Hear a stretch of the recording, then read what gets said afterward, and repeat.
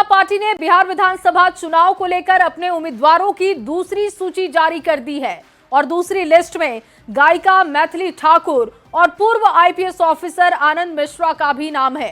इस रिपोर्ट में आपको दिखाते हैं कि दूसरी सूची की क्या है खास बातें।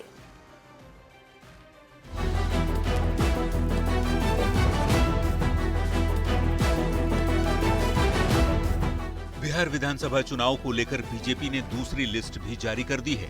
इसमें 12 सीटों के उम्मीदवार हैं। बीजेपी की दूसरी लिस्ट में कई चर्चित चेहरे हैं। दरभंगा के अलीनगर से चर्चित गायिका मैथिली ठाकुर को उम्मीदवार बनाया गया है, तो बक्सर सीट से पूर्व आईपीएस आनंद मिश्रा बीजेपी के उम्मीदवार होंगे, जो कुछ दिनों पहले जनसुराज छोड़कर बीजेपी में शामिल हुए थे।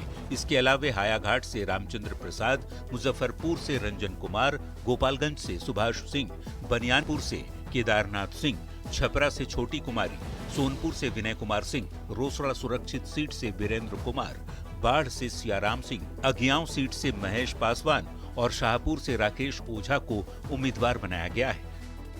बीजेपी की दूसरी लिस्ट में सबसे ज्यादा चर्चित चेहरा मैथिली ठाकुर का है। 25 जुलाई 2000 को जन्मी मैथिली ठाकुर मूल रूप से मधुबनी के बेनीपट्टी के उड़ेन गांव की रहने वाली है। दिल्ली के नजफगढ़ में पली बढ़ी मैथिली ठाकुर के पिता रमेश ठाकुर काम के सिलसिले में दिल्ली गए थे।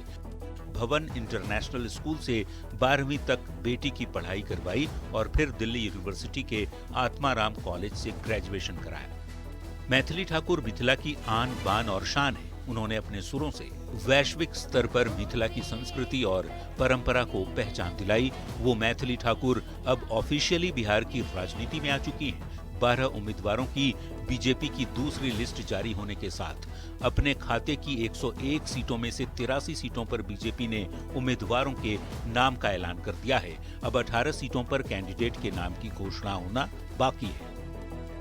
न्यूज़